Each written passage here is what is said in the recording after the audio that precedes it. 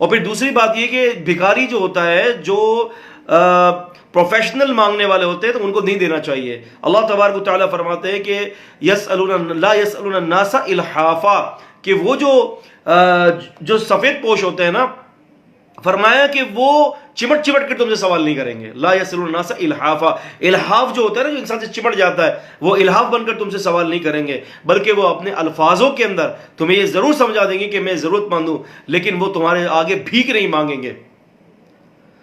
تو رب العزت والجلال کا یہ بڑا احسان ہے کہ اللہ تبارک و تعالیٰ نے فرمایا کہ تم خالص نیکی کرو اللہ کے لیے۔ تو آپ کبھی بھی اس طرح سے نہ کریں۔ آپ جو پورے سال 5-5 روپے کسی کو دیتے ہیں نا، آپ 15,000 دے رہے ہیں، 20,000 دے رہے ہیں، 25,000 دے رہے ہیں، 50,000 روپے دے رہے ہیں، آپ 10-15 آدمیوں کو مت دیں، ایک آدمی کو دے دیں، اس کو کوئی کاروبار کر کے دے دیں، اس کو کوئی ٹھیلا لگا کے دے دیں، اس کو کوئی چھوٹی سی دکان کر کے دے دیں، تو اس سے کیا ہوگا کہ اگلے سال جو ہے وہ بھیک مانگنے والوں کی صفوں سے نکل جائے گا۔ تو یہ ہے، اس کو کہتے ہیں قرض حسنہ، یہ ہے اخلاص کے ساتھ نیکی۔ اللہ تعالیٰ ایسی نیکی کو بہت بڑا چڑھا کر دیتا ہے۔ واللہ یقبض ویبسط، اور اللہ تبارک و تعالیٰ بند بھی کر دیتا ہے اور کھولتا بھی ہے۔ یعنی اللہ تعالیٰ جس کو چاہے رزق جو ہے وہ دے دے، اور جس کو چاہے رزق جو ہے نہ دے۔ دینے پر آئے تو کوئی روکنے والا نہیں، اور روکنے پر آئے تو کوئی دینے والا نہیں۔ رسول اللہ صلی اللہ علیہ وسلم ہر فرض نماز کے بعد دعا کیا کرتے تھے، اللہم لا مانع لما اعطیت ولا معطی لما منعت ولا ينفع ذا الجد منک الجد۔ اللہم، اے میرے اللہ، لا مانع، کوئی روک نہیں سکتا، لما اعطیت، جسے تو دے دے، ولا معطی لما منعت، اور جسے تو روک لے اسے کوئی دینے والا نہیں۔ جسے تو دے دے روکنے والا کوئی نہیں، اور جسے تو نہ دے تو اس کو کوئی دینے والا نہیں۔ ولا ينفع ذا الجد منک الجد، اے اللہ تیری بزرگی اور بڑائی کے آگے کوئی بزرگی، کوئی بڑائی فائدہ نہ دے گی۔ تو اللہ پاک جس کو چاہے دے دے، جتنا چاہے دے دے، کون رکنے والا ہے؟ تو فرمایا کہ وَإِلَيْهِ تُرْجَعُونَ، اور تم اس بات کو یاد رکھنا کہ تم اللہ تعالیٰ کی طرف ہی لوٹے جاؤ گے۔ أَلَمْ تَرَ إِلَى الْمَلَإِ مِن بَنِي إِسْرَائِيلَ، یہ ایک اور واقعہ اب یہاں پر جو ہے بنی اسرائیل کی قوم سے اللہ تعالیٰ نے ذکر کیا ہے کہ الم ترى، اے نبی کیا تو نے نہیں دیکھا؟ یہاں بھی وہی حکم لگے گا، الم ترى المراد ہونا الم تعلم، کما قال امام المجاہد رحمۃ اللہ علیہ، کہ جیسے کہ امام مجاہد رحمۃ اللہ نے فرمایا کہ علم ترا سے معنی علم تعلم، اے نبی کیا آپ نہیں جانتے، کیا آپ نے نہیں دیکھا سے مراد کیا آپ نہیں جانتے، الی الملأ من بنی اسرائیل، بنی اسرائیل کے سرداروں کی طرف، کیا آپ نے نہیں دیکھا، من بعد موسیٰ، موسیٰ علیہ السلام کے بعد، اس قالوا لنبی لہم ابعث لنا ملکا، اور جب انہوں نے کہا اپنے نبی سے کہ آپ ہمارے لیے کوئی کسی بادشاہ کا بندوبست کر دیں، نقاتل فی سبیل اللہ، تو ہم اللہ کے راستے میں قتال کریں۔ تو اس نبی نے کہا کہ حل عصیتم ان کتب علیکم القتال، کہ اگر تمہارے اوپر جو ہے اگر جہاد فرض کر دیا گیا اور لڑنا فرض کر دیا گیا تو پھر ایسا تو نہیں ہوگا کہ تم نہیں لڑو گے۔ قالوا، تو انہوں نے کہا کہ وما لنا، ہمیں کیا ہو گیا ہے، ایسا نہیں ہوگا، اللہ نقاتل فی سبیل اللہ، کہ ہم اللہ کے راستے میں لڑے نہیں، کیوں کہ وقت اخرجنا من دیارنا، ہمیں ہمارے گھروں سے نکال دیا گیا ہے، وابنائنا، اور ہمارے اولادوں کو بھی ہمارے گھروں سے نکال دیا گیا، ہمیں در بدر کر دیا گیا ہے، ہمیں گھروں سے ہمیں اپنے وطن سے نکال دیا گیا ہے، ہمیں اپنے شہر سے نکال دیا گیا ہے، ہمیں اپنے ملک سے نکال دیا گیا ہے۔ تو اب آپ اللہ تعالیٰ سے دعا کریں کہ اللہ تعالیٰ کوئی ایسا جو ہے وہ بادشاہ ہمارے لیے مقرر کر دے کہ اس کے ساتھ مل کر جو ہے جناب علی ہم جو ہے اللہ کے راستے میں جہاد کریں۔ اب چونکہ نبی بڑے ہی صاحب تدبر والے ہوتے ہیں، اور نبی کی جو جناب علی ان کی علم کا کیا کہنا ہوتا ہے، نبی تو پھر نبی ہوتا ہے، بہت زیادہ بردبار غور و فکر کرنے والی شخصیت ہوتی ہے اللہ تبارک و تعالیٰ کی طرف سے۔ تو اس نبی نے جھانچ لیا اور کہا کہ ایسا تو نہیں کہ تم بھاگ جاؤ گے، کیونکہ نبی جانتے تھے کہ قوم کس طرح کی قوم ہے۔ انہوں نے کہا کہ نہیں، ہم نہیں جائیں گے، کیونکہ ہمیں تو نکالا گیا ہے، ہمیں بھی اور ہمارے اولادوں کو بھی۔ فلما کتب علیہم القتال، پھر جب ان کے اوپر اللہ کے راستے میں لڑنا فرض کر دیا گیا، تولوا الا قلیلا منہم، تو وہی جس بات کو نبی کا خطرہ تھا، جنہوں نے آگاہی فرمائی تھی نبی نے، وہی ہوا کہ اکثریت پھر گئی سوائے تھوڑے لوگوں کے، اکثریت لوگ جو ہے وہ جہاد سے پیچھے چلے گئے۔ واللہ علیم بالظالمین، اور اللہ تعالیٰ فرماتے ہیں کہ میں جانتا ہوں ظالموں کو کہ کس قسم کے یہ ظالم ہیں، اللہ تبارک تعالیٰ فرماتے ہیں کہ میں جانتا ہوں۔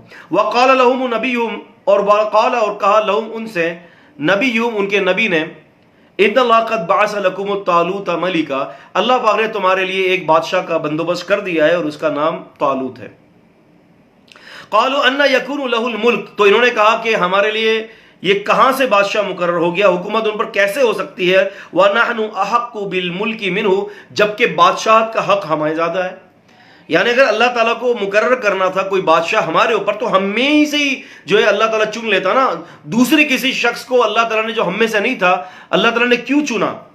اور کہتے ہیں کہ وَلَمْ يُؤْتَ السَّعَةَ مِنَ الْمَالِ, اور اس کو تو مال کی وسعت بھی نہیں دی گئی, بادشاہت اس کو دے دی گئی, اس کے پاس تو مال ہی نہیں ہے.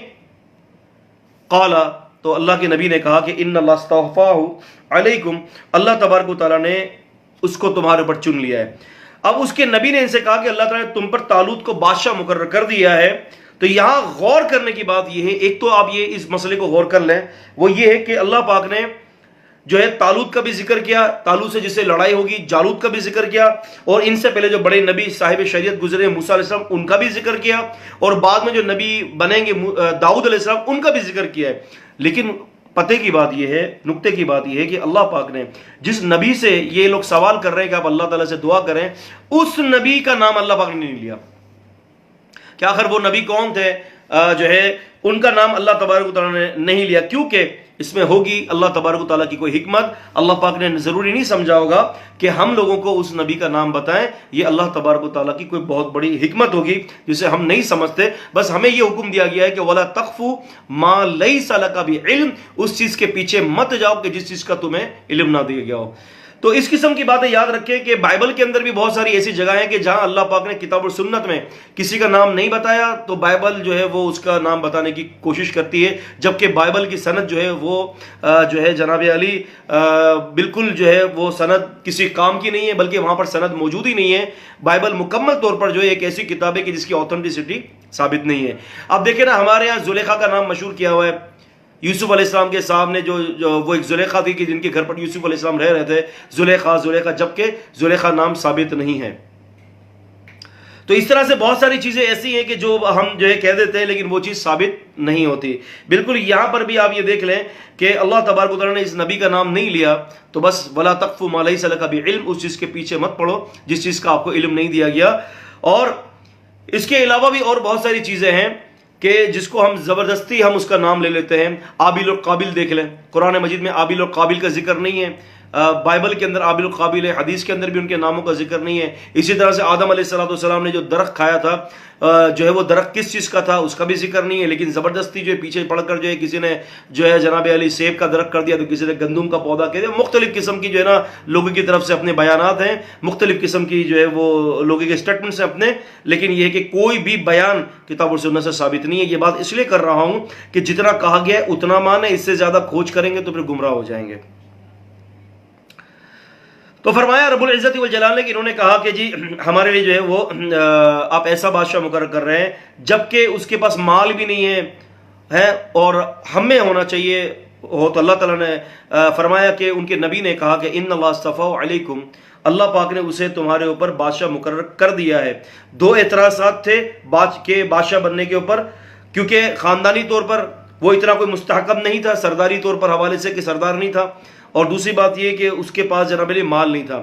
اللہ پاک نے جواب دیا کہ اللہ تعالیٰ نے تمہارے لیے اس کو چنا ہے اور اس کو طاقت دی ہے علم کے اندر بھی اور جسم کے اندر بھی. پتہ یہ چلا کہ جناب علی اگر کسی کو بادشاہت کے لیے چنا جائے تو اس کے خاندان کو دیکھ کر نہ چنا جائے, کیونکہ آج تو ہمارے یہاں یہی ہوتا ہے نا کہ بادشاہت جب بھی کسی کو دی جاتی ہے تو جناب علی وہ نسل در نسل جو ہے وہ بادشاہت ہو رہی ہے تو اسی خاندان میں سے جو ہے اس کو بادشاہ بنا دیا جاتا ہے, یا پھر بادشاہت اس کو دی جاتی ہے کہ جو اپنے پیسوں کے بلبوتے پر, اپنے مال کے بلبوتے پر جو ہے وہ آگے آتا ہے. لیکن رب العزت نے کہا کہ نہیں, ایسا نہیں ہے. اصل میں بادشاہت کے لیے اور حکومت کے لیے اور خلافت کے لیے جناب علی جن باتوں کی جو ضرورت ہوتی ہے وہ کیا ہے, ایک تو جسم کی قوت ہونی چاہیے اور ایک علم کی قوت ہونی چاہیے.